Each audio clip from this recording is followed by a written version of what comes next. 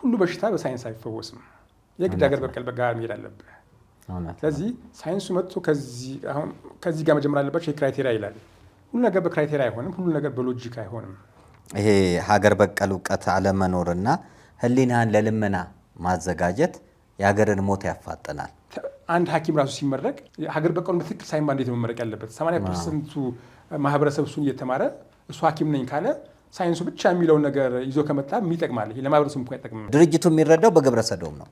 እኛ ሀገር ደግሞ ገንዘብ ነው እንጂ የሚፈለገው ህይወት አይደለም የሚፈለገው። ይህ ሁሉ ሲሆን አንደኛ እንደ ሀገር እኮ ራሳችን እኮ ችለን መኖር መቻል አለብን። ካልሆነ በፈለጉ ጊዜ ኦን ኦፍ እንደ መብራት የሚያጠፉና የሚያበሩ ከሆነ ኦልሬዲ እየኖርክ አይደለም። አፄ ኃይለሥላሴ ጊዜ ትንሽ ዩኒቨርሲቲ ነበር። ከዛ በኋላ በደርግ ዩኒቨርሲቲ በዛ። በኢህአዴግ የግል ዩኒቨርሲቲዎች ሁሉ አሉ። ብዙ ዶክተሮች፣ ብዙ ፕሮፌሰሮች፣ ብዙ ማስተርስ አፈራን። በየአመቱ ዲግሪ እናመርታለን። ስብዕና ስለሌለ ኢትዮጵያ ግን እንደ ካሮት ቁልቁል ነው ሄደችው። እንደዚህ እየተገፋህ እየሄድክ አንተ ቀውጣ ከሀገር እየተባልክ እየሄድክ አሪያ ምን ህይወት ሊባል ይችላል? የሀገሩ ፍቅር ካለ የሀገር ፍቅር ስሜቱ ካለ የግድ ነው ኢትዮጵያን ትፈልጋታለህ። እግዚአብሔር ከረዳ ታገኛታለህ። አለበዚያ አይቻልም። የክርስቶስ ሰላም ለሀገራችን፣ ቸርነቱ ለህዝባችን ይሁን። እንደምንሰንብታችኋል። ይህ ደረጀ ዘወይንዬ ሚዲያ ነው። በሚዲያችን ሀገራዊ፣ ታሪካዊ፣ ሃይማኖታዊ፣ ባህላዊ፣ ወቅታዊ ጉዳዮችና ሌሎችም ይቀርባሉ። አብራችሁን በመሆናችሁ ታተርፋላችሁ። ለሌሎች በማካፈል ቤተሰባዊነትን ያጠናክሩ። መልካም ቆይታ ይሁንላችሁ። በስመ አብ ወወልድ ወመንፈስ ቅዱስ አሃዱ አምላክ አሜን። ሰላም እግዚአብሔር ከእናንተ ጋር ይሁን። እንደምን ሰንብታችኋል? ዛሬ ትንሣኤን በዓል ምክንያት በማድረግ ታላቅ እንግዳን ይዘን ቀርበናል። እንግዳዬ እጹብ ድንቅ እውቀት ያለው መምህር ነው። እንግዲህ መምህራችን ዶክተር ነው። በሁለት ዩኒቨርሲቲዎች ያስተምራል። አስትሮፊዚስት ነው። ሳይንቲስት ነው። የሀገር በቀል እውቀት ቦርድ ሰብሳቢ ነው። ውጭ ሀገር አልፈልግም ብሎ በሀገሩ ላይ ዋጋ እየከፈለ ያለ መምህራችን ነው። ሰገል ዘኢትዮጵያ ላይ ጸሐፊ በመሆን እያገለገለ ያለ ከዶክተር ሮዳስ ታደሰ ጋር መጋቢ አዲስ ዶክተር ሮዳስ ታደሰ ጋር በመሆን አንድሮሜዳን መጽሐፍ የጻፈ የስነ ፈለክ እውቀቱ አንቱ ያስባለው እንዲሁም የተለያዩ ስራዎችን እየሰራ ያለ ቀጠሮ አክባሪ አመለሸጋ ዶክተር ጌትነት ፈለቀን ይዘንላችሁ ቀርበናልና እውቀትን ትሸምታላችሁ። የትም አትሂዱ፣ በፍቅር ተከታተሉን። ዶክተር እንኳን ደህና መጣ። እንኳን ሰላም ጠበቅ። እንዴት ነው ጾሙ? እንዴት አለፈ?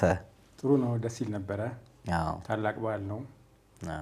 ሰዎች በዚህ ጾም ጤናቸው ራሱ የሚጠበቅበት ጊዜ ነው። ጾም መድኃኒት ነው። በጥሩ ሁኔታ ነው ያለፈው። መልካም ነው። እና እስቲ ዶክተር ጌትነት ፈለቀ ወይንም ሳይንቲስት ዶክተር ጌትነት ማን ነው? ውጭ ሀገር ነበረ፣ አገር አልፈለገም ብሎ ወደ ኢትዮጵያ ገብቷል ይባላል እና ስለ ዩኒቨርሲቲ መምህርነት ብትገልጽልን።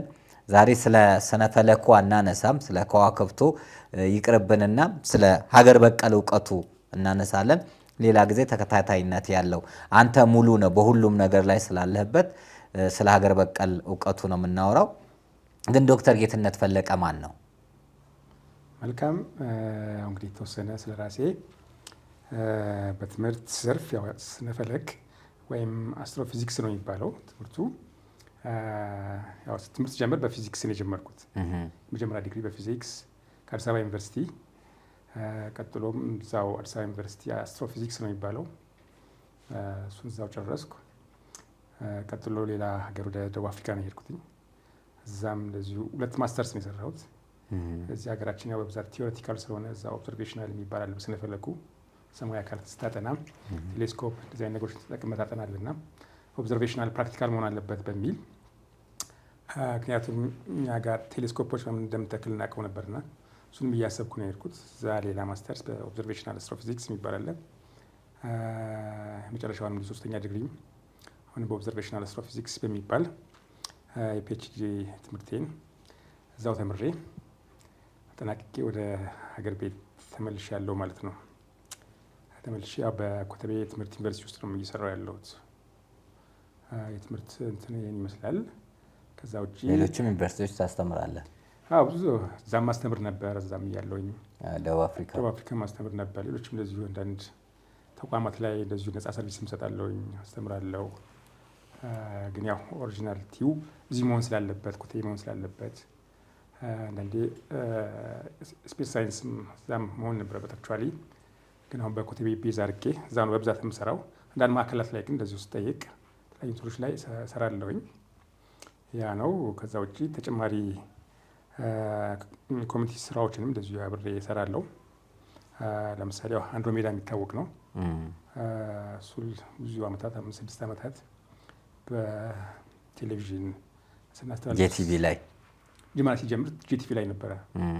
ከዛ በኋላ ባላገሩ ቴሌቪዥን ላይ ከዶክተር ሮዳስ ጋር ከአዲስ ዶክተር ሮዳስ ጋር 5-6 ዓመት ነፃ ሰርቪስ ሰጥ ነበረ። በተለይ በኢትዮጵያ ምንም ያለምንም ክፍያ የለም፣ ነፃ ሰርቪስ ነበር የምትሰጠው። ኢትዮጵያ በተለይ የኢትዮጵያን እውቀት ሳይንሱንም ያው አንድ ላይ አድርገን የጻፍናቸው መጽሐፍቶች በቴሌቪዥን ላይ በብዛት ስናቀርባቸው የነበሩ ነገሮች ሁለቱን የሚያዙ ሞር ደግሞ ወደ ሀገር በቀሉ ኢትዮጵያዊ እውቀት ላይ ትውልዱ ላይ ወጣቶች ላይ በተለይ ህጻናት ላይ እንደዚህ ምሰራ ስለነበረ እሱ አለ። ከዛ ጋር በተያያዘ አንድሮሜዳ የትምህርት የሆነ ማዕከል አድርገን እንደዚሁ ያቋቋም ነው አለ። በዛም ጥሩ ስራ እየሰራ ነው። በተለይ ክረምት ላይ ልጆችን እየሰበሰብን ኢትዮጵያዊ እውቀቶችን ሀገር በቀል እውቀቶችን እናስተምራለን። እሱ የሚገርም ነገር ነው፣ ደስ የሚል ነገር ነው እሱ። ምክንያቱም ልጆች ለህፃናት ብለን ጀምረን አዋቂዎችም ጆይን ያደረጉት መጨረሻ ላይ ህፃናት ጥሩ መብላት ሲገባ አዋቂዎች በልቶ እነሱ መማር ጀምረው ደስ የሚል ነገር ነው። ውጭ ሌሎችም እንደዚሁ ሀገር በቀል ለምሳሌ ኢትዮጵያ ሀገር በቀል እውቀት ትምህርትና ምርምር ማዕከል የሚባል እንደዚሁ ተቋቁሞ ነበረ 2014 ላይ። እዛም በቦርድ ተዳደር እንትን ነበር፣ የቦርዱም ሰብሳቢ ነበርኩ። ማዕከሉም ኃላፊ ሆኜ እዛም አገልግያለሁ። ሌላም እንደዚሁ ሀገር በቀል እውቀት አለ ደግሞ እዚህ ዓመት የተቋቋመ ካሲዮፒያ የሚባል ሀገር በቀል እውቀት ካሲዮፒያ ንግስታችን ካሲዮፒያ ተቋቋማለ። እዛም እንደዚሁ እዛው አባል እንትን ውስጥ ሆኜ አስፈጻሚ ኮሚቴ ውስጥ ሆኜ እንደዚሁ አገለግላለሁ። ሌላም እንደዚሁ ሀገር በቀል ላይ እውቀት ላይ ትውልድ ላይ የሚሰራ ሌላም አለ። ማን ይመስላል? ሰገል ዘኢትዮጵያ ሰገል ዘኢትዮጵያ የሚለውም እንደዚሁ ትውልድ ላይ የሚሰራ ነው፣ ሀገር በቀል ላይ የሚሰራ ነው። ብዙ ነገሮችን ብዙ ደስ የሚሉ ዓላማዎችን አንግቦ የተነሳ እንደሆነ ይታወቃል። በተለያየ ጊዜም ለማህበረሰባችን አሳውቀናል ስለ ሰገል ዘኢትዮጵያ። ሀገር ውስጥ የሚሆን ከሀገር ውጭ ብዙ አቅዶ የተነሳቸው ነገሮች አሉ። በተለይ ኢትዮጵያዊነት ላይ ኢትዮጵያ እውቀት ላይ ትውልድ ላይ የሚሰሩ ብዙ ነገሮች ስላሉ እዛ ላይም ያው የሰራው ነው። ጸሐፊ ሆኜ መስለኝ ጸሐፊ ሆነ ከአንተ በታች አንድ ላይ እያገለገልን ነው። ያ ነው። እዛ ውጭ ዩኒቨርሲቲዎች ላይ እየሄድኩ እንደዚሁ አስተምራለሁ። ማለት ይጠሩኛል ጊዜ ዩኒቨርሲቲዎች እና በተለይ አንዳንድ ነገሮች ስታብሊሽ ሲያደርጉ ክበባት ሊሆን ይችላል ሲመሰረቱ እየሄድኩኝ ተማሪዎችን እንደዚህ ክበብ ላይ አንዳንድ ነገሮችን የሚሰሩትም ነገር አለ። የሚገርም ነገር ነው። አገር በቀል ላይም ሲሰሩ ይጠሩኛል እና ዩኒቨርሲቲዎች አገር በቀልና ደግሞ ቴክኖሎጂን አድርገው የሚጠሩ እንደዚህ ዘንድሮ ራሱ በዚህ 2 ወር ውስጥ ዩኒቨርሲቲ ሄጃለሁኝ። ደስ የሚል ነገር ነው እንትን ያለው። ትምህርት ቤቶችም እንደዚሁ እሄዳለሁ። ትምህርት ቤቶችም ይጠሩኛል። ሃይስኩል በተለይ እዛም እየሄድኩኝ ትውልድ መናገር ያለብኝ ነገር እናገራለሁ። ኢትዮጵያዊነት ላይ ሊሆን ይችላል፣ አገር በቀል ላይ መወር አገር በቀልና ቴክኖሎጂ ላይ ብዙ ጊዜ ሰው ቴክኖሎጂ ሲባል አገር በቀሉን የረሳ ይመስለዋል እና እሱን የግድ ማሳወቅ ነበረብኝ። ትምህርት ቤቶች ጋር እሄዳለሁ። እንደዚሁ መንፈሳዊ ቦታዎች ላይ እንደ እምነቴም እንደዚሁ አገር በቀል የሚመለከት ለትውልድ የሚሆን ነገር ራሴ ማበርከት የሚገባኝ ነገር እንደዚሁ አበረክታለሁ። በጣም ጥሩ ነው። ወደ ልጆቹ እንመጣለን። ግን ራሱ ሀገር በቀል እውቀት ማለት ምን ማለት ነው? ስያሜው እንዴት አገኘ? ስለ ሀገር በቀል ብዙዎቹ የሀገር በቀል እውቀት ከጠፋ በኋላ ነው ከቆመ በኋላ ነው ኢትዮጵያ ውድቀት ውስጥ የገባቸው እንጂ በሀገር በቀል እውቀትነት ኢትዮጵያን የሚያክል የለም። እና ሀገር በቀል እውቀት ምን ነው የሚያካትተው? ከስያሜው ጀምሮ ታስረዳል። አዎ ሀገር በቀል ሀገር የሚል ቃል አለው። በሀገር ውስጥ የሚበቅል እውቀት ደግሞ የሚባል ነገር አለ። ሁለቱንም ማንሳት እንችላለን። እንግዲህ አንድ ሀገር ለመኖር እዛ በተወለደበት ቀዬ ውስጥ አንድ ማህበረሰብ በትክክለኛ ደስ ብሎት ለመኖር የሚያደርገው ትግል ይኖራል። በዛ ስርዓት ውስጥ ዴቨሎፕ የሚያደርጋቸው እውቀቶች ይኖራሉ። እነዛ እውቀቶች ሀገር በቀል ብለን ልንወስደው እንችላለን። ወይንም ለምሳሌ ምን ማለት ነው? የሰው ልጅ ሲኖር መብላት መጠጣት አለበት። ለመብላት ለመጠጣት የሚያደርገውን ትግል ከዛ ጋር በተያያዘ ለግብርናው የሚያወራቸው ብዙ ነገሮች ራሱ ዴቨሎፕ ያደረጋቸው እውቀቶች ይኖራሉ። ከተፈጥሮ ጋር እንደዚሁ ለምሳሌ ከፀሐይ ጋር ሊሆን ይችላል፣ ከሌሎችም ሰማይ አካላት ጋር ሊሆን ይችላል። የግድ ኮሚኒኬት ማድረግ አለበት። ከእነሱ ጋር በሚያደርገው ትግልም ሳይሆን የሚያደርገው መስተጋባር ነው ለመኖር ማለት ነው። የግድ ማወቅ አለበት የሚኖርበትን አካባቢ። በዚህ ፕሮሰስ ላይ ዴቨሎፕ የሚያደርጋቸው እውቀቶች አሉ። ከዛ ውጭ ደስታውን የሚገልጽበት ሊሆን ይችላል፣ ሀዘኑን የሚገልጽበት ሊሆን ይችላል። ከሌሎች ጋር የሚኖርበት የሚዘረጋው ስርዓት ሊሆን ይችላል። ሲጣላ ደግሞ እንደዚሁ የሚታረቅበት ስርዓት ሊሆን ይችላል። አጠቃላይ ችግር መፍቻ ሊሆን ይችላል። ጤናውን እንደዚሁ ለመጠበቅ ሊሆን ይችላል። እነዚህን ሁሉ ለማድረግ ለመኖር የሚያደርገው ትግል ይኖራል። እነዚህን ሁሉ መድኃኒትንም ጨምሮ ማለት ነው። መድኃኒትን ጨምሮ ሊሆን ይችላል። ያው ሲታመም ብዙ ነገሮችን የግድ መስራት ይኖርበታል። የራሱ የሆነ እውቀት ይኖር ይችላል። አገሩ ራሱ ትውልዱ ክሬት የሚያደርጋቸው እውቀቶች ይኖራሉ እና እነዚህን ሁሉ ለመኖር ለሚያደርገው ትግል ከጊዜ በኋላ ዴቨሎፕ ያደረጋቸው እውቀቶች በሙሉ ሀገር በቀል ሊባሉ ይችላሉ ነው። አለባበሱ ሊሆን ይችላል። በነገራችን ላይ ሁሉም ነገር ሰው ልጅ ለመኖር የሚያስፈልገው ነገር በሙሉ ያስፈልገኛል ብሎ ለመኖር ክሬት ያደረጋቸው እውቀቶች በሙሉ ሀገር በቀል ሊባሉ ይችላሉ። በሀገር ውስጥ የተገኙ ግኝቶች በዛው ባለበት ቦታ ላይ የሚገኙ እውቀቶች ማለት ነው። እነዚህ ሀገር በቀል ሊሆኑ ይችላሉ። እንግዲህ ሁሉም ነገር ሊይዝ ይችላል። ራሱ ክሬት ያደረጋቸው ከውጭ ያላስመጣቸው ራሱ ግን ከአካባቢው ጋር አዳፕት አድርጎ ለመኖር የሰራቸው እውቀቶች በሙሉ ሀገር በቀል እውቀት ሊባሉ ይችላሉ ነው። ይህ እንደ ጀነራል ልንወስደው እንችላለን። ከዛ ውጭ ግን አንዳንድ ዝም ብለው የሚጠቀሱ እንትኖች አሉ። ለምሳሌ ይሄ በአጠቃላይ እንትኑ የነገርኩ። ከዛ ውጭ ግን ለምሳሌ ዩኔስኮ የሚባል እንትን አይሆፕ ይመስለኛል። እሱ ብዙ ጊዜ እንደ ኮንቬንሽን አለ ለስምምነት አይነት ነገር ማለት ነው። 2003 ላይ ነው የተሰጣቸው ዲፊኒሽኖች አሉ እና ሀገር በቀል ማለት ምን ማለት ነው የሚለውም እንደዚሁ አሁን የነገርኩ እዛ ውስጥ የተጠቃልሉ ናቸው።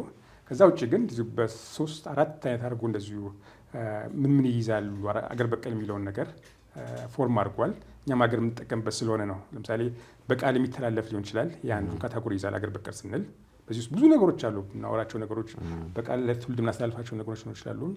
ማቴሪያል ካልቸር ይባላል። ለምሳሌ ቁስ አካል የሆነ ነገር ማለት ነው። ልብስ ሊሆን ይችላል፣ ወርቅ ሊሆን ይችላል፣ ህንፃ ሊሆን ይችላል፣ ዋሻም ሊሆን ይችላል። የተለያዩ ነገሮች የሚጨበጡ የሚዳስሱ ከሆኑ እነዚህ አንዱን ካታጎሪ ሊይዙ ይችላሉ። ሌላው ደግሞ እንደዚህ በልምድ የምናስተላልፋቸው ነገሮች አሉ። በበዓል መልክ ሊሆን ይችላል። በተለያየ መልኩ የምናስተላልፋቸው ይህን አንዱን ካታጎሪ ይዛል። የኛው ምሳሌ ከስተም ይባላል። በዓሎቻችን ሊሆኑ ይችላሉ። ምሳሌ ባህላዊ በዓሎቻችን ሊሆኑ ይችላሉ፣ ሃይማኖታዊም ሊሆኑ ይችላሉ። እነዚህ ነገሮች ያጠቃለለ አንድ ካታጎሪ ነው የሚሆነው። ከዛ ውጭ እንዲሁ አራተኛ አድርጎ ፐርፎርሚንግ አርት ብሎ እንትን ያለው አለ። ሙዚቃ ሊሆን ይችላል፣ ዜማ ሊሆን ይችላል፣ ሙዚቃ መሳሪያዎች መጫወት ሊሆን ይችላል። ከነዚህ ከአርት ጋር የተያዙ ነገሮች ቲያትር ሊሆን ይችላል፣ ግጥም ሊሆን ይችላል፣ ዜማ፣ ሰዎች በተለያየ መልኩ አርት የምናስተላልፋቸው ነገሮች አሉ። ይሄ አራተኛውም ብሎ ዩኔስኮ እንደዚህ የመደባቸው ነገሮች አሉ እና እኛ ሀገርም እንደ ሀገር እነዚህ አራቱን አክቹዋሊ አሉ። ቅድም የነገርኩ እነዚህ ውስጥ የተጠቃለሉ ናቸው። ግን ያው ኢንተርናሽናሊ ሌሎችም ሀገሮች የሚጠቀሙበት እኛም በዚህ መልኩ አድርገን የምንጠቀምበት ነገር ነው። መልካም ነው። እንግዲህ በሀገር በቀል እውቀት ቻይና ራሷ ትልቅ ደረጃ የደረሰችበት ሁኔታ አለ እና ከውጭ ከመቃረም የራስን ማሳደግ ትልቅ ለውጥ ይኖራል። እንግዲህ ዶክተሬት ሳይመጣ ማስተር ሳይመጣ አባቶቻችን ይችን ሀገር ያቆዩት በሀገር በቀል እውቀት ነው። እነ ቅዱስ ላሊበላ ዩኒቨርሲቲ ገብተው አይደለም ምህንድስናውን ሲሰሩት። በትምህርት ሚኒስቴር ደረጃ ሀገር በቀል እውቀት እንዲካተት ጥረት አድርጋችኋል። በተለይ ዶክተር ጌትነት ትልቅ ስራ በዛ ዙሪያ ላይ ሰርቷል የሚባላል እና ትምህርት ቤት ውስጥ አልነበረም ይሄ ሀገር በቀል እውቀት? መቼ ነበረ እንዳይሰጥ የተደረገው? አሁንስ ምን ላይ ነው ያለው? ኦኬ እንግዲህ ቅድም ያነሳሁልህ ነገር አለ። ወደኋላ አንዳንዴ ኢንተርናሽናል የሆኑ ነገሮች አሉ፣ የሚያስገድዱ ነገሮች አሉ። እንደ ሀገር በቀልን አካሄዳለሁ ስትል አንዳንዴ የምትያዝበት ነገር አለ። ለምሳሌ ዓለም አቀፍ ሕጎችን አሟላ ትባላለህ። አንተ እንደዚህ ሀገር በቀል ልብስ ለብሰህ አይ ይሄኛው ዋጋ ትክክል አይደለም፣ ሌላ ኢንተርናሽናል አለባበስ ልበስ ልትባል ትችላለህ። እና እንደዚህ አይነት ነገሮች አሉ። ከዚህ አንጻር ለምሳሌ አጀንዳዎች አሉ። ለምሳሌ አጀንዳ 2063 የሚባል አለ። አፍሪካ ህብረት ስታብሊሽ ያደረገው ነው። 2063 ላይ አፍሪካ ሀገሮች ኢትዮጵያንም ጨምሮ ይሄን ማድረግ አለባቸው፣ በአገር በቀሉም ይሄን ማድረግ አለባቸው የሚል እንትን አለ። ስለዚህ አገር በቀል ስንል አብሮ የሚመጡትን ነገሮች አንድ ላይ ማሰብ ስለሚያስፈልግ ነው። ሌሎችም እንደዚሁ ለምሳሌ 2030 ላይ ዴቨሎፕመንት ጎል የሚባላል ሰስቴናብል ዴቨሎፕመንት ጎል የሚባላል 2030 ላይ መሟላት ያለበት ነገር አለ። ዓለም አቀፍ ህግ ነው። ኤዩ ራሱ ስታብሊሽ ያደረገው ነው እንትን ነው እና ከዛ ጋር መሄድ አለበት። አገር በቀል ስትል እንደዚህ ነገሮች አሉ ይባላል እና የሀገራችንን ስለጠየቀኝ ነው። የሀገራችን እንትኖች ከእነዚህ ጋር መሄድ አለባቸው የሚል ነገር ዲዛይን ይደረጋሉ። ስለዚህ ከዛ ጋር መሄድ አለብን የለብን የሚለውን ራሱን የቻለ ጥያቄ ሆነው ማለት ነው። ከዛ አንጻር ብዙ የተጠኑ ጥናቶች አሉ ሀገራችን ውስጥ። ይህን ለማድረግ ጥናቶች ነበሩ። ለምሳሌ ከዚህ በፊት 1994 ላይ የተሰራ እንትን ነበረ የትምህርት ፖሊሲ። ከዛ በኋላ ከ1994 በኋላ ወደ 28 ዓመት ምንም ስለ ሀገር በቀል ነገር አላወራም። ብዙ የተሰራ ነገር የለም። ከ1994 ጀምሮ እስካሁን እስካለንበት ማለት ነው እስከ 28 ዓመት በላይ እንደማለት ነው እና ምንም የተሰሩ ስራዎች አልነበሩም። ስለዚህ እነዛ ግድ መጠናት ነበረባቸው። ይሄ ተጠንቶ ምንድነው የተደረገው ነገር እና 2 ዓመት ሆነው ሌላ ፖሊሲ የተነደፈው ከ8 ዓመት በኋላ ማለት ነው። ስለዚህ ያ ፖሊሲ ተነደፈ። ስለዚህ ያኛው እዛ ላይ ምንድን ነበር የነበሩ ችግሮች የሚለው እንደዚህ በዲቴል የተጠኑ ነገሮች ነበሩ፣ ጋፖች ነበሩ። ዋና ትምህርቶች ላይ ከኬጂ እስከ 12 ባለው ላይ ጋፖች ነበሩ። ዩኒቨርሲቲ ውስጥ ላይም እንደዚሁ ጋፖች ነበሩ። ሌሎች የተጠኑ አሉ። እንደዚሁ ፍኖተ ካርታም አለን ከ2018 እስከ 2030 የሚባል እንደ ሀገር ሮድ ማፕ አለን ፍኖተ ካርታ። ከዛም ጋር አላይን ማድረግ አለበት። ስለዚህ ጋፖች ተፈጠሩ። በፊት የነበሩት የትምህርት እንትኖች ሀሳብ ብቻ የነበረባቸው ናቸው፣ ሀገር በቀል የሌለባቸውም። ሌላ ደግሞ እንደዚሁ ኤቲክስ ሞራል የሚባል ነገር የላቸውም የሚል ጥናትም ስለነበረ ነው። እነዚህ ሁሉ ተጠንተው አሁን ካለው ነባራዊ ሁኔታ ጋር የሚሄዱ አይደለም ተብሎ ከ2 ዓመት በፊት ይህ እንትን ተሰራ፣ አዲስ ፖሊሲ ተቀረጸ። በዚህ ፖሊሲ መሰረት ግን ትምህርት ቤቶች ውስጥ መግባት አለባቸው እውቀቶቹ በደረጃ ለምሳሌ እስከ 4ኛ ክፍል በምን መልኩ መግባት አለበት ሀገር በቀል እውቀት። ለምሳሌ በጌም አይነት ነገር ከእነንት ነው እንዴት መግባት እንዳለበትም የሚል ገር ስላለ ነው። ቀጥሎ እንደዚሁ ፕራይመሪ ላይ ተማሪዎች እንደዚህ ያማከል ስቱደንት ሴንተርድ አይነት ነገር አገር በቀል እውቀት ቢገባ ጥሩ ነው የሚል ነገር ዲዛይን የተደረገ አለ። ከዛ ውጭ ከ7 እስከ 12 ኢንቴግሬሽን የሚባል አለ። ብዙ ጊዜ ተሞክሮ ፋይን ነው፣ ችግር የለውም። እሱም ኢንቴግሬት ማለት ከሳይንሱ ጋር አዋህዶ እንትን ማለት ነው አገር በቀሉ እንዲያውቁት የሚል። ከዛ ውጭ ገና ያልተገበረ ደግሞ ዩኒቨርሲቲዎች ውስጥም እንደዚህ መተግበር አለበት የሚል ነገር ተነስቷል። የጥናት ውጤት ነው። ኢትዮጵያኖች ያጠኑት አለ። ቅድም ያልኩ እንደዚህ መስሪያ ቤቶች ዩኔስኮ ያጠናሉ። እንግዲህ እንደ አንድ አጀንዳ ስለሆነ እሱ ምንድን ነው የሚለው ራሱን ቻል ጥያቄ ሆኖ ማለት ነው። የዩኒቨርሲቲዎቹ ገና ተግባራዊ አልሆነም። እንትኑ ሲሰራ እኔም አብሬ ነበርኩኝ። ሚኒስቴር መስሪያ ቤቱ ይህን ጉዳይ ፋሲሊቴት ሲያደርግ እኔም እንደ አንድ አክቹዋሊ በወቅቱ አገር በቀል እውቀትን ማዕከልን ወክዬ ነበር የነበረው እና እንትኖች ተሰርተዋል። ወደፊት ተግባራዊ ይሆናሉ ብለን እናስባለን። እና አሁን እንደ ሀገር ምን ደረጃ ላይ ያለ ስላልከኝ ነው። እና ይሄ የተካሄደ ነው። ስለዚህ ዩኒቨርሲቲዎች ኦልሞስት አብዛኛው ዩኒቨርሲቲዎች እንዲጀምሩ ተደርገዋል፣ ማዕከል እንዲያቋቁሙ ማለት ነው። ኦልሞስት አምና በነበረው ስብሰባ ላይ 29 ቢያንስ 29 ዩኒቨርሲቲዎች እኔም ያለሁበት ዩኒቨርሲቲ ኮተቤ ትምህርት ዩኒቨርሲቲ እንደዚሁ ሀገር በቀል የሚል አለው እንዲጀምሩ ተደርገዋል። ቢያንስ ማዕከል አቋቁሙ ማለት ነው። ከዛ በኋላ እንዴት ይሄዱበታል የሚለው ራሱን የቻለ ጥያቄ ነው። እሱም በሌላ ጥያቄ መልሰዋለሁ ማለት ነው። ግሩም ነው። ምክንያቱም የሀገር በቀል እውቀት አለመኖር ትውልዱን ለማይረባ አእምሮ አሳልፎ እንዲሰጥ አድርጎታል። በትምህርት እውቀት ማነስ ሀገሪቷ የሞራል ውድቀት፣ ሞራል ቫልዩ የላትም።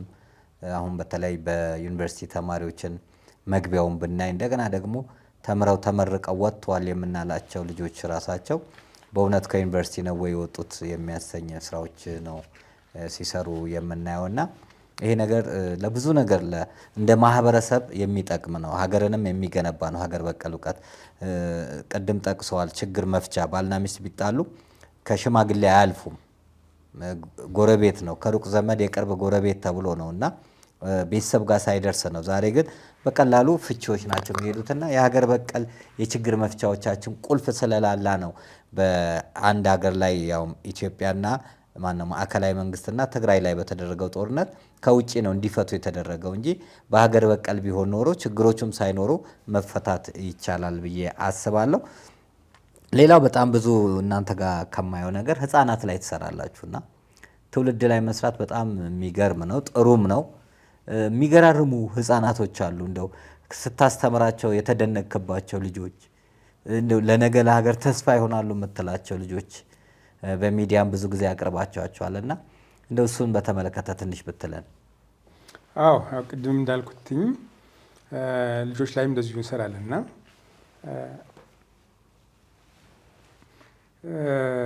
ስለ ሀገር ስትል እንግዲህ አሁን ሀገር የሚለውን ቃል ይዘናል። ሀገር ደግሞ እንደ ሀገር መቀጠል መቻል አለባት። ትክክል። ሀገር የሚለው ትርጉም ሀገር በቀልን ካልያዘ ትርጉም የለውም። ሀገር በቀልን የያዘ ነገር ነው መሆን ያለበት፣ አለበለዚያ ባዶ ነው የሚሆነው። እውነት ነው። ስለዚህ እሱን ደግሞ ስናጠቃልል ትውልዱ የግድ እዛ መሆን አለበት። ተረካቢ መኖር አለበት። የግድ ሀገር የሚረከብ ደግሞ ትውልድ አለ ከኋላ የሚነሳም። እነዚህ እሱ ላይ ብዙ የሰራናቸው ስራዎች አሉ። የሚገርም ነገር ነው። ዛሬ የተለየ ነገር ያጋጠመ ላልከኝ ትውልድ ላይ ስትሰራ የማትቆጭበት ነገር ይኖራል፣ ይፈጠራል። ግልጽ የሆነ ነገር ነው። አንድ ሰው ሲኖር የሆነ ነገር ሰርቶ መኖር አለበት። የሰው ልጅ ክቡር ነው። እንደው ዝም ብሎ እንደ እንስሳ በልቶ ትቶ መኖር የለበትም ብዬ አምናለሁኝ። ስለዚህ ቢያንስ ልጆች ላይ የተሰራው ነገር ቀላል ነገር አይደለም። አንዳንዱ መጀመሪያ ሲነሳ ከነበረበት እንትን ተለየ ይለያል። ግልጽ የሆነ ነገር ነው። አንደኛ ኢትዮጵያኖችን የሚያወቁበት አንዱ መንገድ እሱ ነው፣ ልጆችን በማየት ማለት ነው። ሌላ ዓለም ላይ ለምሳሌ ደቡብ አፍሪካ ነበርኩ ብያለሁ። ዩኒቨርሲቲ ላይ እንደዚሁ ያስተምር ነበረ። ኮምፒቲሽን ሁሉ እናካሄድ ነበር እዛ ራሱ። ልጆች እናወዳድራለን ከሱፐርቫይዘሪ ጋር ስለምንግባባ ብዙ ቦታ እየንትላለን እና አያለሁኝ። እዚህም እንደዚሁ ተመሳሳይ ነገር ነበር የምናደርገው። አንዳንዶቹ ልጆች ሳይንስ ብቻ እንግዲህ ሳይንሱንም ሀገር በቀሉንም የሚይዙ ልጆች አሉ። የሚገርም ነገር ነው። ሁለቱም አጣምሮ እንደውም አንዱ በጣም ገጠር ድረስ እየሄደ አክቹዋሊ ገዳማ ድረስ እየሄደ የሚመራመር ልጅ ነበር ገና 8ኛ ክፍል እያለና እኛም አቅርበነዋል። በኋላ ግን አሜሪካኖች ወስደውታል። እሱን ልጅ ሄደ እዛ 11ኛ ክፍል ሲደርስ ሄደ። ያው እኛ ጋር ብዙም እንደዚህ ለየት ያለ ነገር የምንሰበስበት ማዕከል ፍላጎቱም ፍቅሩም ኦልሞስት የለን ማለት ይችላለሁኝ። እዛ ሄደና እንደዚህ አይነት ስራዎች ይሰራሉ። ያ ብቻ አይደለም፣ በሳይንሱ ራሱ ትንሽ ረቀቅ። ለምሳሌ ዩኒቨርሲቲ ውስጥ አስተምራለሁ። መጀመሪያ ዲግሪ ያላቸውንም ማስተርሶችን ማስተምራለሁ እና 8ኛ ክፍል ሆነው ዩኒቨርሲቲ ልጆች ጋር አንድ የሆኑ የሚበልጡ ልጆች አሉ። ይህን በፍጹም ይህን ነገር ባልጀምር ኖሮ አላውቀውም ነበር። በነገራችን ላይ ይህን ያህል ልጆቻችን ኤክሲድ እንደሚያደርጉ አላውቅም ነበረ።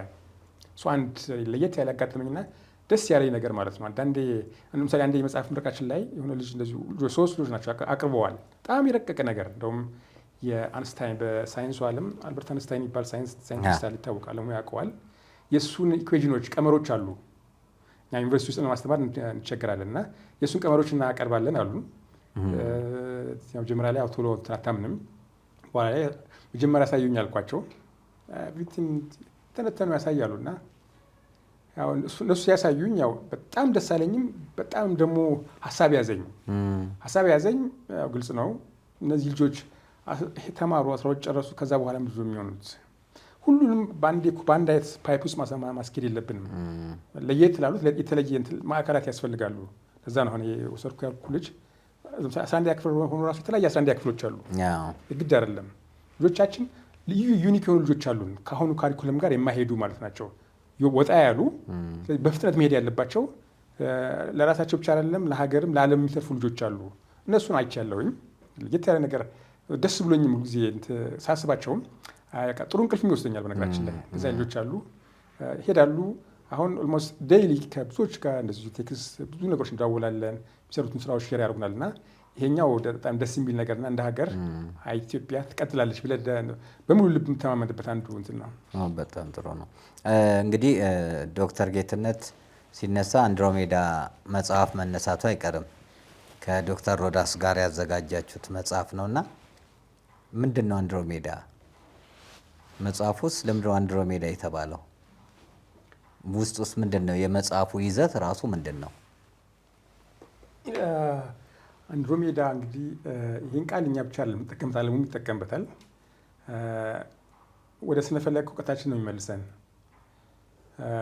ስነፈለክ ታሪክ ሲወራ ኢትዮጵያ የግድ እዛ መሆን አለባት። ለምሳሌ ጥንታዊ ሀገሮች ብለህ ስታወራ ኢትዮጵያ የግድ መወራት መቻል አለባት። ስነፈለክም ሲባል እንደዚሁ ለምሳሌ ቢያንስ እኛ የዘመን አቆጣጠር ካሌንደር አለን። የስነፈለክ እውቀት ባይኖረን ኖሮ ይሄ ሊኖረን አይችልም። ግልጽ የሆነ ነገር ነው። ሲምፕል የሆነ ማስረጃ፣ ቀላል የሆነ ማስረጃ ማለት ነው። ስለዚህ ሰማዩን ለማጥናት ቢመቸን ለምሳሌ ሳይንሱ ለጥናት ይመች ዘንድ ለምሳሌ እንደ ሉል አይነት ቅርጽ ብታደርገው 88 ቦታ ተከፍሏል። 88 ክልል ማለት ነው። ይህ ዓለሙ የሚጠቀምበት ነው። የሰለጠኑ ሀገሮችም ሌሎችም ማለት ነው። ከ88ቱ ክልሎች ውስጥ 3ቱ በኢትዮጵያ ነው የሚታወቁት። ጎግል አድርገህ ራሱ ብታየው የሀገር ስም አይጠቅስልም። ምናልባት አንድ ብቻ ከህንድ ጋር የተያዘ የሆነ ከህንድ ምስራት ሀገር አክቹዋሊ ታሪኩን ለመወስዳት ህንድም የእኛ ግዛት ህንድ ድረስ ሊሄድ እንደሚችል ግልጽ ነው። ከዛ ውጪ 3ቱ ከኢትዮጵያ ጋር የተያያዘ ነው። ለምሳሌ አንድሮሜዳ ብሎ ፕሪንሰስ ኦፍ ኢትዮጵያ ይላል። በአልፋቤት ራሱ አስቀምጦት መጀመሪያ አንድሮሜዳን ያስቀመጠው። ሌላ ሀገር እንትን ፕሪንሰስ ኦፍ ኢትዮጵያ፣ ካሲዮጵያ ኩዊን ኦፍ ኢትዮጵያ ይልሃል። ሴፈስ ኪንግ ኦፍ ኢትዮጵያ ብሎ ያስቀምጣል። በቅንፍ እነዚህን ያስቀምጣል። እንግዲህ አንዱን ህብረ ኮከብ 3 ነው አክቹዋሊ ያለን። የመጀመሪያ አንደኛው በአንድሮሜዳ ተሰይሟል እንደማለት ነው። አንድሮሜዳ የሚለውን ቃል ስለጠየቀኝ ነው። ስለዚህ እሷ ብቻ ሳትሆን 3 ሆነዋል ማለት ነው። አንድ ኢትዮጵያዊ ይሄን አይተው ለምሳሌ ቢያንስ ፊል ሊያደርግ ይገባዋል። እንዴት ነው ይሄ ሁሉ ሀገር እያለ ስነፈለኩ ላይ ሰማዩን ለማጥናት 88 ቦታ ከፍለን 3ቱ በኢትዮጵያ ስም ለምን ሆነ ብሎ አንድ ሰው ጤነኛ ሰው መጠየቅ መቻል አለበት። ኮከብ ትይዛለች። የቤተሰብ ሮያል ፋሚሊ ይባላሉ እንደውም። ከዛ አንጻር ነው አንድሮሜዳ የሚለውን እንትን ያልነው። ህብረ ኮከብ ብቻ አይደለም ጋላክሲም አለ እንደዚሁም። አንድሮሜዳ የምትባል ጋላክሲ እዛው ህብረ ኮከብ ውስጥ አንድሮሜዳ የምትባል ጋላክሲ የከዋክብት ስብስብ እስከ 100 ቢሊየን 200 ቢሊየን ከዋክብቱ ላይ ደግሞ አንድ ላይ ጋላክሲ ይሰራሉ እና አንድሮሜዳ የምትባል ጋላክሲ አለች። እሱም በዚሁ በአንድሮሜዳ ይጠራል። በዛ ነው እኛም መጽሐፋችንንም የቴሌቪዥን ፕሮግራማችንንም አንድሮሜዳ ብለን ሰይመነው የነበረው። አንድ ላይ ነው የጻፋችሁት ከመጋቢ አዲስ ጋር?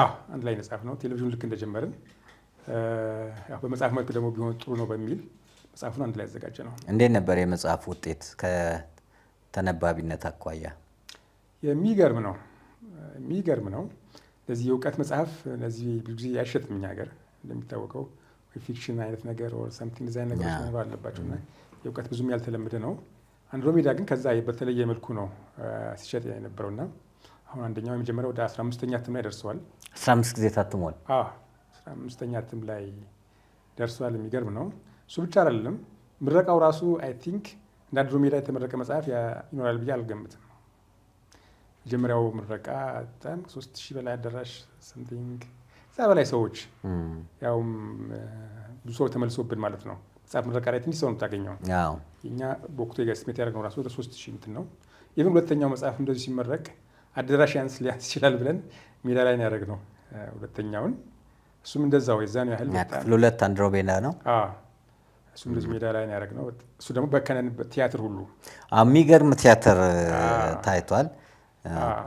አይቼዋለሁ። ታዋቂ አርቲስቶች የተሳተፉበት የሚገርም አሜዚንግ የሆነ ቲያትር ነው። በጣም ብዙ ወጪ የወጣበት ቲያትር ራሱ። ድርሰቱ የዶክተር ሮዳስ ነው። በጣም ጥሩ ሀሳብ ነበረ። ለየት ያለ የምረቃ ስነስርዓት ነው። በጣም ለዛ ነው ቅድም ያልኩ በመጽሐፍ ምረቃ ላይ አይ ቲንክ እንደ አንድሮሜዳ የተመረቀ መጽሐፍ አለ ብዬ አላውቅም። እስከማውቀው አምሮ እስከሚያውቀው ድረስ የለም። በሰው ብዛት የሚሆን እነዚህ እንትኑ ራሱ በቲያትር ረጅም ሰዓት የፈጀ ቲያትር ከታሪኩ ጋር የተያዘ ነው አክቹዋሊ። እሱን በ3 እስከ 4 ወር አካባቢ ፈጅቷል። እሱን ራሱ ሲለማመዱ ማለት ነው። ብዙዎች ናቸው። በዛ መልኩ ያስመረቀ መጽሐፍ ነው። ወደፊትስ መጽሐፍ ለመጻፍ ሀሳብ አለ? ካልተጻፈማ ጥሩ አይደለም። መጽሐፍ የግድ መጽሐፍ አለብን። ያልጻፍነው ይበዛል። በተለይ እኔ ብዙ ከጊዜ እንትን አንጻር ኦርደር አድርጊያቸው በርዕስ አስቀምጫቸው ጊዜ እንግዲህ ትልቁ ፋይት ከጊዜ ጋር ነው ያለው።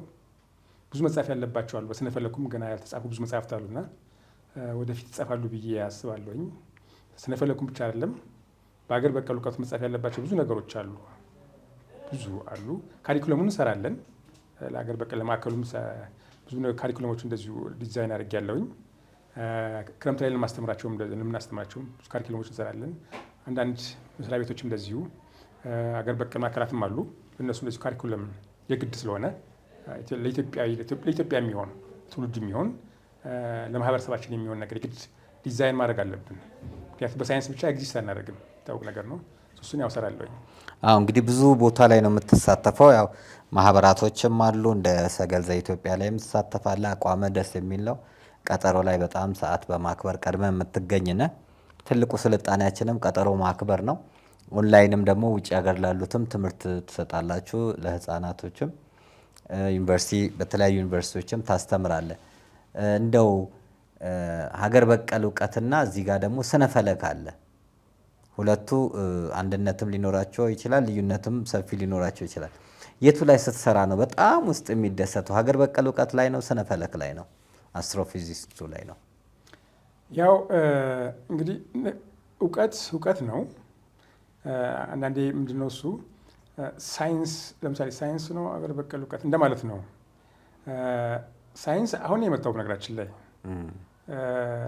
ለምሳሌ ሌላ ከዚህ ጋር የሚመሳሰል ነገር ኮከብ ቆጠራ፣ ለምሳሌ ኮከብ ቆጠራ ሳይንስ ነው የሚል ነገር ብዙ ይነሳል።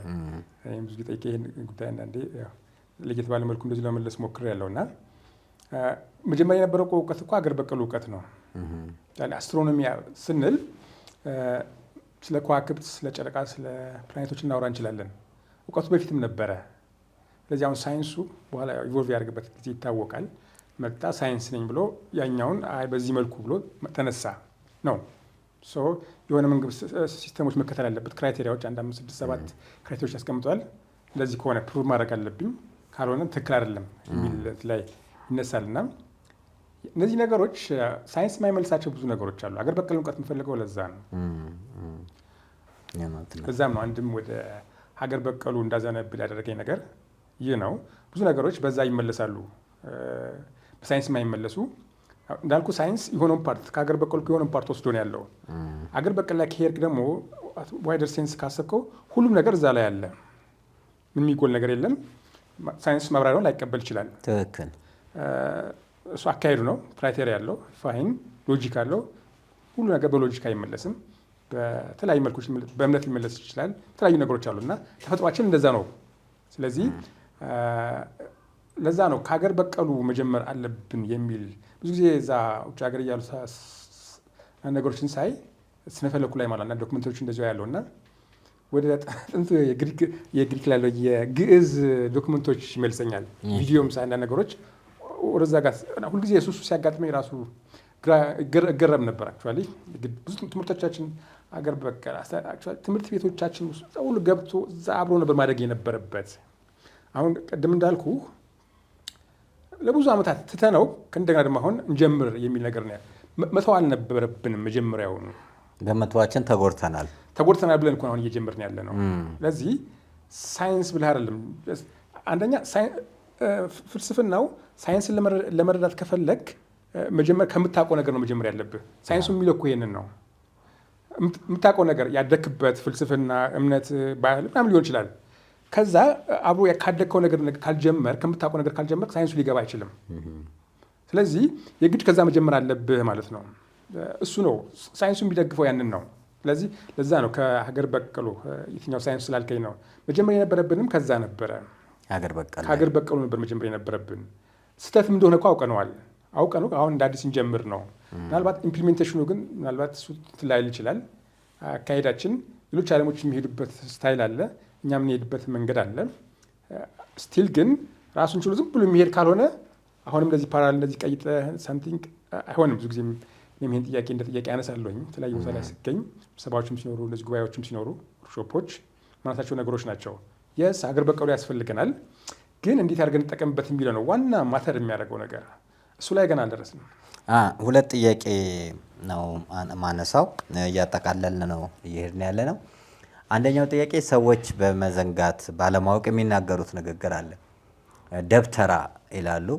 ደብተራ ማለት ድንኳን ነው፣ የሙሴ ድንኳን ነው፣ ግን ለስድብ ነው የሚጠቀሙትና ኮከብ ቆጠራን ከድብትርና ጋር የሚያያይዙት ከጥንቁላ ጋር የሚያያይዙት አካሄድ አለ። ኮከብ ቆጣሪ ነው ከተባለ ሌላ ትርጉም ይሰጡታልና ይሄ ኮከብ መቁጠር በራሱ ምንድን ነው የሚል ነው። ሁለተኛው ጥያቄ ደግሞ በሀገር በቀል እውቀት ከውጭ ካሉ ዓለማት ለየትኛው ቦታ ትሰጣለህ? ይሄ ኮከብ ቆጣሪ የሚለው ላይ አንዳንዴ ሲሳደቡ ታያለ ካለማወቅ ነው እና ከጥንቁልና ጋር ከደብተርና ደብተራ ማለቱን ትርጉሙን ሳይገባቸው ይሄ የደብተራ ስራ ነው የሚሉ አሉና እንዴት ነው ኮከብ ቆጣሪነት የሚለውን ምንድን ነው ራሱ ኮከብ መቁጠር? አዎ የደብተራ የሚለው ነገር በተለይ የ2012 የግርዶሹ ወቅት ማለት ነው። ደብተራ የሚለው ነገር በጣም ጎልቶ አዎ በተለይ ዶክተር ሮዳስ እንደዚሁ ይህን በተወሰነ መልኩ ደብተራዎች ምናምን ሲሉ ነበረ። ብዙዎቹ አይከሰትም ብለውም አስበውም ስለነበረ ነው ለነገሩ። እዛ እንግዳ አድርገን የሚጋበዝ ነው ትልቅ ሰው መግለጫ ሲባሉ መጨረሻ ላይ አላመኑም ነበር። ይሄ የ2012 የግርዶሽ ፀሐይ ግርዶሽ እናንተ ስትናገሩ ልክ ነው፣ ብዙ ሰው አላመነም ነበር። እኛም ጸልየናል እውነት እንዲሆን። እሺ ጽሁፍ ላይ ደግሞ እንደዚህ ስናይ ዶክመንቶች ላይ እንደዚህ ፖስት የሚያደርጉት ላይ ሚዲያ ላይ ይሄ ደብተራዎች ብዙ ነገሮች ይላሉ። እንግዲህ ያው አገር በቀሉ ጋፕ ስላለ እዛ ላይ ብዙ የተሰሩ ነገሮች አሉ። ስለዚህ ትልቁን ቦታ ይዛል። ስለዚህ ጉዳይ ግድ መስራት አለብን እንደማለት ነው። እዛ ጋር ሌሎች ሀገሮች ኢኮኖሚያዊ ጥቅም፣ ሌላም ብዙ ነገሮች እንትን እያሉበት ለምን እኛ ማንጠቀመው የሚል ነገር መነሳት አለበት። አንድ ሐኪም ራሱ ሲመረቅ ሀገር በቀሉ በትክክል ሳይማ እንዴት መመረቅ ያለበት? 80% ማህበረሰብ እሱን እየተማረ እሱ ሐኪም ነኝ ካለ ሳይንሱ ብቻ የሚለውን ነገር ይዞ ከመጣ ምን ይጠቅማል? ይሄ ለማህበረሰብ እንኳን አይጠቅምም። እውነት ነው። የሰውየውን ፍልስፍና ባህሉን የሚያደርግ እንደሆነ የሚሰራው መጥፎም እንኳን ቢሆን እኮ ለማስተማር ለማከም መጥፎን ነገር በትክክል መረዳት መቻል አለብህ። ትክክል። አገር በቀሉ መጥፎ አይደለም፣ መጥፎ እንኳን ቢሆን ተረድተኸው ያን ሰው ትሪት ማድረግ አለብህ። አለበለዚያ ቃቃዛ የሆነ የፈረንጆቹ እንትን አለ፣ እሱም ብቻ ኢምፕላይ ታደርግበታለህ። ያ ሰውዬ ታመም ሁሉ ይችላል እንደማለት ነው። እውነት ነው። እንግዲህ ሃይማኖት ነው የሚቀድመው። ሳይንስ የተወለደው ከፍልስፍና ነው፣ ፍልስፍና የተወለደው ከሃይማኖት ነው። ስለዚህ ሃይማኖት ለሳይንስ አያቱ ነው። እኛ ግን ሁሉን ነገር ወደ ሳይንስ ላይ ብቻ አምጥተን መልስ የሌላቸው ጥያቄዎችን ሁሉ ስንታገል እንገኛለን እና ይሄ ሀገር በቀል እውቀቱ በጣም ሊሰራበት ይገባል። እንዳለመታደል ሆኖ ኢትዮጵያ ውስጥ ተቋም አያስፈልግም።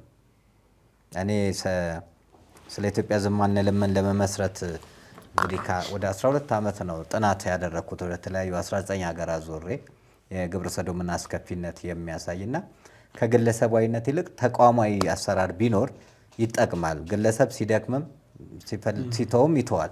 ተቋም ከሆነ ግን ስራው ይቀጥላል። አሁን ዶክተር ጌትነት ብቻህን ከምትሆን አንተ ጋር ያለውን እውቀት ወደ ተቋም ቢመጣ ተቋም ሲሆን የእውቀት ስብስብ ነው የሚመጣው። የሰዎች ስብስብ ብቻ ሳይሆን የእውቀት ስብስብ ነውና ለሚቀጥለው ትውልድ ተሻጋሪ ይሆናል።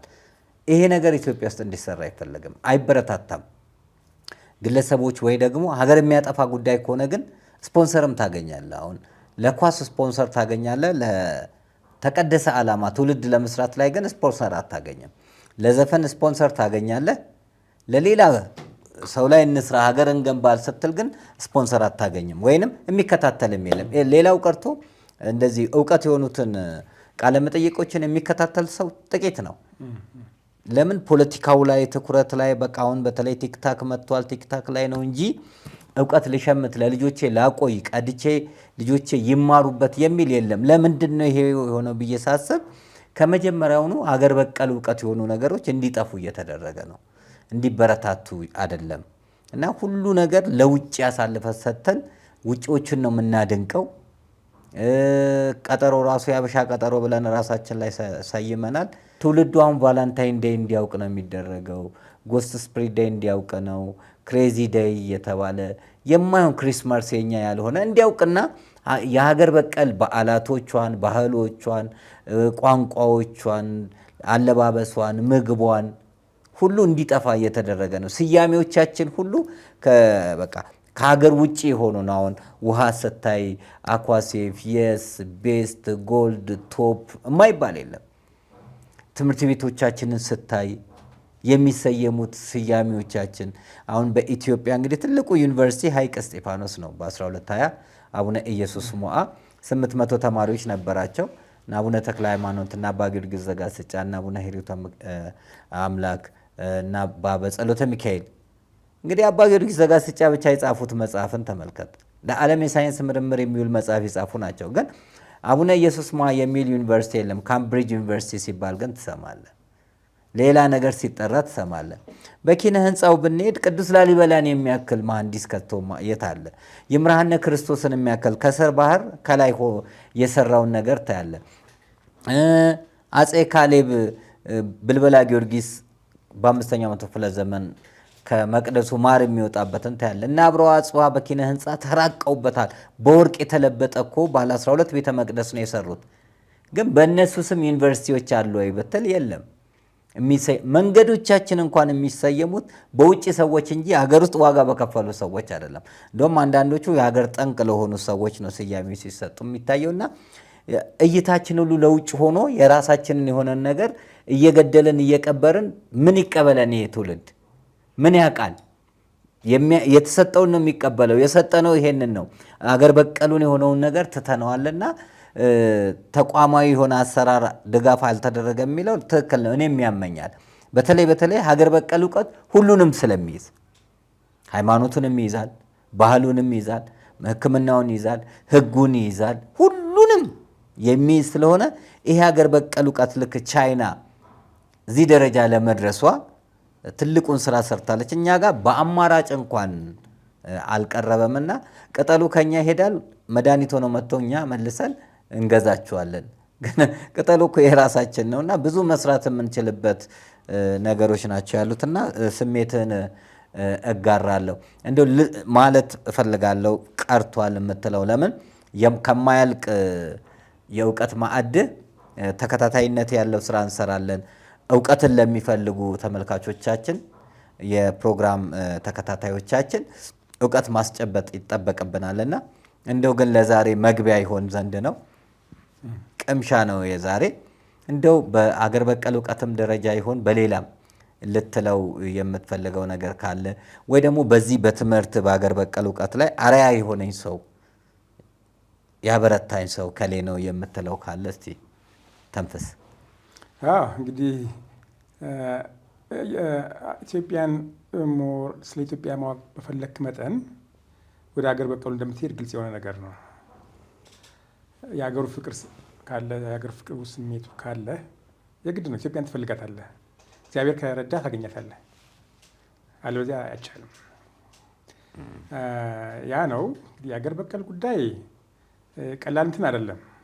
ሀገር የማዳን ጉዳይ ነው። በሌላ አባባል ግልጽ የሆነ ነገር ነው። ምንም እንትን አያስፈልገውም። ምክንያቱም አይተነዋል። ጤና ለምሳሌ አገር በቀል ስትል እኮ አሁን ብዙ ነገር ነው የሚዳስሰው። ጤና ሊሆን ይችላል፣ ኢኮኖሚ ሊሆን ይችላል። ምን ጤናችን አሁን ምን ላይ ያለ ነው የሚለውን ኢኮኖሚያችን የግድ እዛ ጋር መሄድ። አሁን ጥሩ ምሳሌ የሚሆነው መጨረሻ ላይ ስላልከኝ ነው። ትልቅ ኢሹ ሆኗል አክቹዋሊ ዩኔስኮ ሳይሆን ዩኤስኤይድ በጣም ታሪክ አገር በቀሉን ሳስብ እሱ ነገር ተቋረጠ ሲባል እሱ ጋር ነው የሄድኩትኝ። አገር በቀሉ ነው ወዲያው ትዝ ያለኝ ምን ያህል እንትን እንደፈጠረ ቢሊየንስ። እንደውም እያየው ነበር ኢትዮጵያ ከአንድ ዓመት በፊት ዩክሬን አለ፣ ከዛ በኋላ ኢትዮጵያ ነበረች ትረዳ የነበረው። ዞር በሉ አቆማለሁ አለ። ምን ልትሆን ነው ማለት ነው? ሉክ ያ ነገር ጤናህን ይሸፍናል ተብሎ ነው፣ ግብርናውን ይሸፍናል ተብሎ ነው፣ ኢቭን ሰላምን ለማስከበር ተብሎ ነው። ስለዚህ እሱ ሲቋረጥ ይህ ሁሉ ሊጠፋብህ ነው ማለት ነው። ሰው አይደለህም ማለት እኮ ነው። በራስህ አልቆምክም ማለት ነው። ራይት በተወሰነ መልኩ ደገፍኩኝ። ምክንያቱም የሆነ ወደ ራስ እንድትመለስ ያደርግሃል እንደማለት ነው። ቀጠሉ እንጂ 10% ደግሞ ተባለ። 10% ታሪፍ ከፈለኩ 10% ኢትዮጵያን ጨምሮ 10% ለምሳሌ ደግሞ ከዛ በኋላ ምንድን ነው ያየሁት? 1700 ኢትዮጵያውያን ተጠርንፈው ወደ ሀገራቸው ሊገቡ ነው። ይህ ሁሉ ሲሆን አንተ አንደኛ እንደ ሀገር እኮ ራሳችን እኮ ችለን መኖር መቻል አለብን። ካልሆነ በፈለጉ ጊዜ ኦን ኦፍ እንደንትን እንደ መብራት የሚያጠፉና የሚያበሩ ከሆነ ኦልሬዲ እየኖርክ አይደለም፣ አይቻልም እሱ። ስለዚህ እንደ ሀገር እንደ ትውልድ ቆመህ መኖር ካለብህ የራሴ የሆነ የሚለውን ነገር ይዘህ መገኘት መቻል አለብህ ነው። አለበለዚያ አይቻልም። ትክክል። ትናንት ያየሁት 3367 ከነ ቁጥሩ አስታውሳለሁ ኢትዮጵያውያን ከሳውዲ አረቢያ ከአረብ ሀገር ከሳውዲ አረቢያ እንዲመጡ ተደረገ።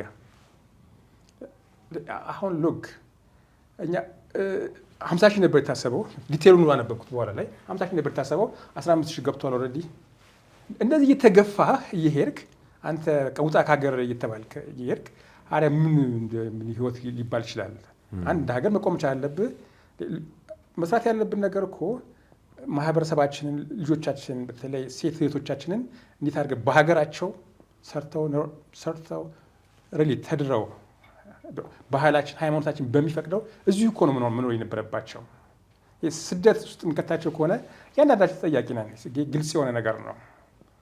ከአምላክም እኮ አጣላናቸው እንደማለት ነው። ሰው ልጅ እዛ የሚደርሰውን ነገር እናውቀዋለን። ግልጽ የሆነ ነገር ነው። እዚሁ ሰርተው ወንድም ይሁን ሴት እዚሁ ሰርተው በባህላቸው በሃይማኖታቸው እንዲኖሩ ካላደረግን፣ እንዲሰደዱ ካላደረግን ያንዳንዱ የራሴ ሪስፖንስብል ነኝ፣ መጠየቅ አለብኝ።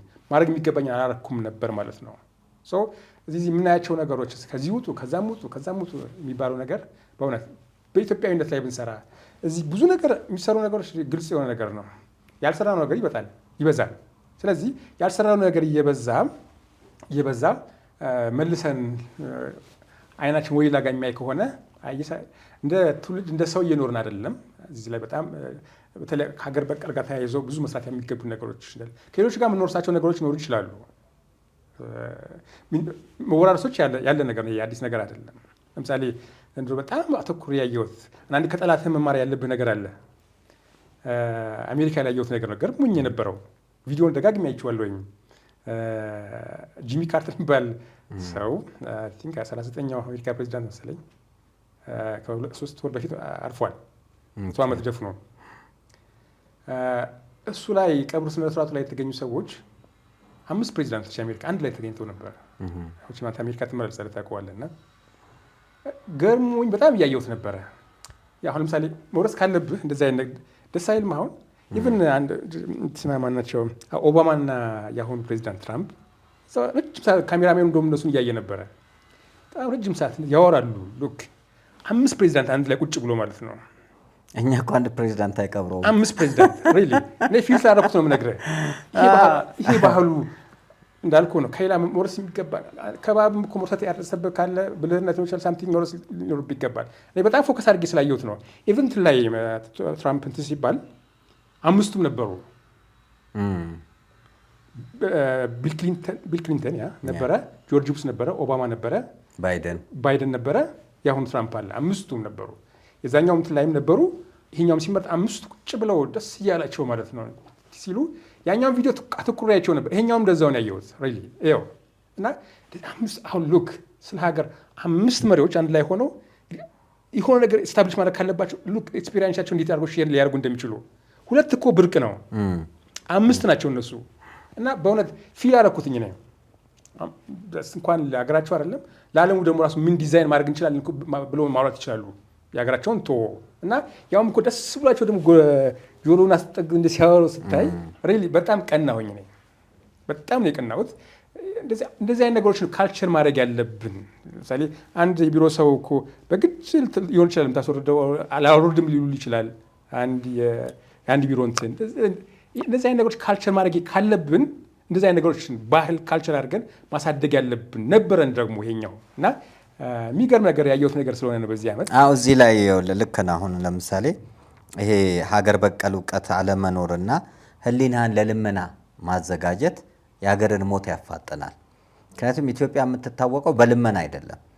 የዳቦ ቅርጫት ተብላ የምትጠራ ሰው እንኳን ያዘመተች ናት። ኮሪያ ያዘመተች፣ ዚምባብዌን ያሰለጠነች፣ ይሄ የደቡብ አፍሪካው ፕሬዚዳንት ማንዴላን አሰልጥና ኢትዮጵያ ፓስፖርት የሰጠች፣ ፓን አፍሪካኒዝም እንዲመሰረት ያደረገች፣ ለዓለም የጥቁር ሕዝቦች የነፃነት ተምሳሌት የሆነች፣ የቅኝ ግዛት ውስጥ የሌለች ቪክቶሪ ኦፍ አድዋ ተብለው የሚጠራ የናግራንን እሪታ ያስታገሰች ናት ኢትዮጵያ። አሁን ግን እኛ ራሳችንን ለልመና ስናዘጋጅ ለችግራችን ቀዳዳውን አስፍተን ስንሰጥ እነዛ የሚሰጡ ከአንተ አንድ ነገር ፈልገው ነው። ለምሳሌ ዩኤስኤድ ግብረ ሰዶምን በከፍተኛ ደረጃ የሚያስፋፋ ነው። ለእርዳታም ተብሎ ነገሮች ላይ ስታብሊሽ ሆነው አይደለም ከራሻ ጋር የነበራቸው ችግር ለመፍታት አንደኛው ዓላማቸው የነበረው እንደዛ። ግን ሲመጡ ብዙዎቹ ኤንጂኦዎች ኢትዮጵያ ውስጥ የሚመጡ ከጀርባ ሌላ ነገር አላቸው። ወይ ፖለቲካ አላቸው፣ ወይ የሚፈልጉት ጥቅም አለ፣ ወይንም ደግሞ ግብረ ሰዶምን ለማስፋፋት ብለው ነው የመጡት። አሁን ብዙ ተቋማትን የሚረዱ ግብረ ሰዶማውያንን የማውቀው አለ። ድርጅቱ የሚረዳው በግብረ ሰዶም ነው። እኛ ሀገር ደግሞ ገንዘብ ነው እንጂ የሚፈለገው ህይወት አይደለም የሚፈለገው። የትንፍጪው ዱቄቱን አምጪው ሀገራችን ላይ መከራና ያመጣው የእርስ በርስ ስንተላለቅ ነው የሚታየውና ከ50 ዓመት ወዲህ የመጣው ነው። አሁን እንደውም ጥሩ ምሳሌ ያንስታል። አሜሪካን 5ቱ ፕሬዚዳንቶች አንድ ላይ እኛ ጋር 2 ፕሬዚዳንት አታይም። ለምንድነው የማታየው? ገሎት ስለሚነክስ አጥፍቶት ስለሚነክስ። ከኃይለሥላሴ ጊዜ ጀምሮ ያለውን የኢትዮጵያን ታሪክ ስታይ ከነገስታት እንግዲህ የ5000 ዓመት የነገስታት ታሪክ በአፄ ኃይለሥላሴ ጊዜ ነው ያቆመው። ከዛ ፕሬዚዳንታዊ ምርጫ ምናምን ነው የመጣው። የለም በጡንቻ ይነክሳል፣ በጡንቻ ይወርዳል። ይሄ ስለሆነ ሁለቱ ተስማምተውና ተከባብረው አንድ ላይ ሊገኙ አይችሉም። የቀደመውን ነው የምታጠፋውና ይሄ ስለሌለ ነው አገሪቷንም ለጉዳት በከፍተኛ ደረጃ እየዳረገውና እኔ የልመና አስተሳሰብ መጥፋት አለበት ነው። ትውልዱ ለማኝ መሆን የለበትም። ትውልዱ መለመን ያለበት ወደ እግዚአብሔር ነው። ኢትዮጵያ እጆቿን ወደ እግዚአብሔር ትዘረጋለች ነው የሚለውና አስተሳሰባችን እንደዛ ቢሆን የኃይለ ሥላሴ ጊዜ እኮ የ6ኛ ክፍል ተማሪ አሁን ዲግሪ ያዘ የምትለውን የበለጠ እውቀት አለው፣ ግብረ ገብ አለው፣ ስነ ምግባር ያለው ነው፣ ፍርሃ እግዚአብሔር ያለው ነው። ሰንደቅ ዓላማው እኮ በጸሎት የሚሰቀል ነው። ፓርላማ ላይ እኮ ጸሎት ተደርጎ ነው የሚጀመረው። ከእግዚአብሔር ጋር የተሳሰርነ ስለነበርን እህል ለምን አይደለም። የእንግሊዟ ንግስት ስትመጣ ኤልሳቤጥ እኮ ኃይለ ሥላሴን ዝቅ ብላ ነው። አፄ ኃይለ ሥላሴ እኮ አሜሪካን ሲሄዱ እንደው ፊልሙም ላይ እንዴት አድርገው ነው አሜሪካኖች ኃይለ ሥላሴን የተቀበሉት? እንዴት አድርገው ነው እንግሊዞች ኃይለ ሥላሴን የተቀበሉት? ለኢትዮጵያ የነበረው ክብርና ቦታን አስበው። አሁን ለምንድን ነው ይሄ ጠፋው ሲባል እኛ እጃችንን ሰጠን። እጅ ከሰጠ ደግሞ የተማረከ ወታደር ስልጣን የለውም። ለዚህ ነው እንግዳና ሬሳ እንዳስቀመጡት ነው ይባላልና ምርኮኛ ወታደር እዚህ መሆን ብትለው የሰጠኸውም ነው የሚበላው።